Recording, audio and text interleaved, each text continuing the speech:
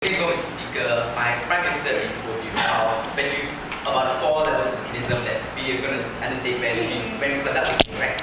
Firstly, the states have to maintain this certain superior under their sole custody, right? They can't go they can't just roam free around everywhere, and that's why we already mitigate the effect of them harming certain individuals and inflicting the fear among people, right? Secondly, that existence of the antidote in the first place already mitigates a certain idea that I can now do whatever I want, because now when the antidote exists, it's already a natural deterrent from this individual from doing something too crazy and overly damaging, right? In the sense, it's already mitigation of harm, right? 4 levels, 4 flash points for you and 4 different ideas. Firstly, on the paradigm difference and which side really go on to this debate on this paradigm, and secondly, about the state, what's in the best interest of the state. Thirdly, about wars and how it's actually going to happen, and fourthly, about the superheroes and these individuals and their mindset and stuff. Okay. So firstly, about the paradigm difference. Basically, what I'm trying to argue is, if this technology already exists, then why not go for a cheaper and safer option where we just prevent wars from happening in the first place and go for the cautious option? Why do you want to produce this a mass production of superheroes? But in that sense, we already argue that in status quo, we already allow the production of nuclear weapons, and certain states already have nuclear weapons, while certain states don't, right? That's already status quo. But secondly, we already tell you that if wars are going to happen, they're going to happen anyway, and under your paradigm, you're not doing anything to protect certain smaller countries from getting attacked, right? Without that, the idea of once you have superheroes, you definitely go into war because you're overconfident. It's a crazy idea, because firstly, in the sense, other countries will also have these superheroes. There's already a natural check and balance towards that. But furthermore, we thought that in this sense, when there's already a superhero who has already a huge responsibility placed upon him, and there's a certain duty that he has to carry out by the state, we thought that in the state's best interest, to do so, then he can do whatever he wants, right? But the state can do whatever he wants with a superhero. We thought that under their paradigm, these certain benefits that we post to you will not happen. While under our paradigm, the benefits that they post to you about certain things like how now we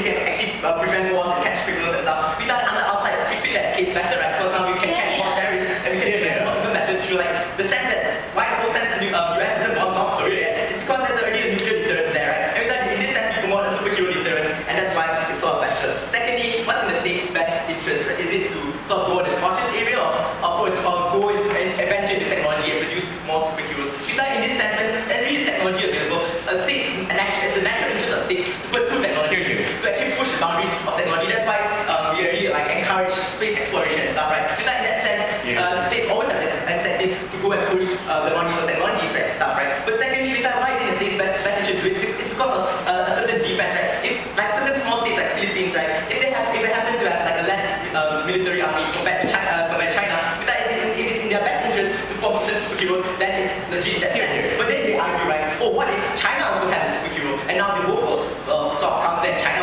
will almost definitely win, right? But we said that's not true, because in a certain way, that both superheroes possibly have the same amount of power, and that sense it already levels the playing field, like one idea we have to talk to you about. But furthermore, we thought that in this sense, if a state already decides that it is its best interest for formulate a certain form of defense by coming up with these superheroes, then it's an absolutely legit choice to do so, because they already made a calculated assessment of the harm that are going to come towards them in case of other people criticizing the choices of exploring technology and creating new superheroes, right? It's already a calculated assessment that they wanted to do so, and in that sense, it's a legit choice, yes. If people can no longer feel that security, they begin to distrust their government and feel that there's a potential for the risks to come too high, that they risk their own lives. Do you think there's still a value? Okay, that's going to be my argument later about the superheroes, so just wait for that. But furthermore, we thought about when the Philippines, if you give the idea that if Philippines actually demilitarizes, right? And if China, what reason would China actually demilitarize? In that sense, China will still maintain their army. So in that sense, when trying to argue, we should actually go on a cautious approach, we thought that if a state goes on a cautious approach while other states don't, we thought that in fact decreases their army options, decreases their defense, and in fact possibly other states would be more incentivized to attack them in that situation. We thought that doesn't really help your case. We thought that in that sense it helps our case more. But now moving on to the next idea of wars and how it actually happens, right? We thought under status quo, wars happen when a lot of collateral damage happens, where a lot of innocent civilians are harmed in this sense, and where a lot of bloodshed happens, because it's not a one-on-one capacity like how our model proposes, but it's like 100 million to 100 million, right? Where a whole huge army comes and fight. We thought in this sense what we're doing is decreasing it to a David versus Goliath paradigm, right? Where you can just shoot a slingshot and an individual dies, and then in that sense you can take over the whole area and stuff, right? But that's the sense of war that we are portraying now. We thought that there doesn't need to be a certain collateral damage and a huge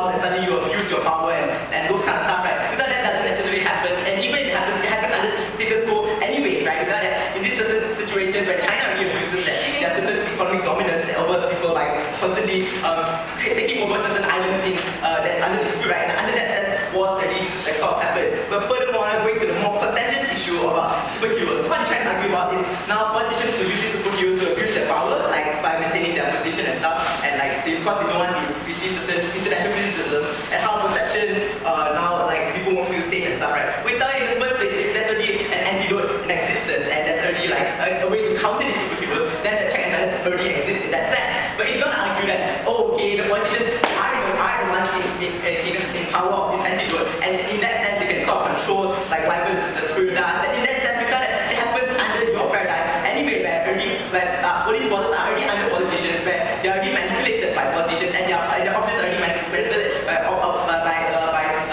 these politicians, right? But under our paradigm, how you rectify this problem is when we allow individual volunteers to sign up for this thing, they already have to sign a contract, right? They already have to sign a contract that they have to maintain a certain responsibility towards the state, right? In that sense, without that, it's not towards the politicians, but it's towards the country as a whole, right? On protecting that certain country. Without it, that goes against the politicians' ideas goes against countries, that without that, in that sense, they will not follow it, right? But furthermore, without that, it's perception where people suddenly start to fear these superheroes and how it's going to be damaging, right? Without that, it's not going to be necessarily true. Without that, even though Iron Man existed, people didn't really fear him and stuff, right? Without that, the perception of heroes are always encouraged, right? Without that, in status quo, whenever we see Mahatma Gandhi, we don't think of him as a evil person, we think of him as a hero, right? In this sense, we're just promoting a higher level of this human, right? Where this person is more capable in certain physical areas, right? Without in that sense, people will embrace this idea. Even if they don't,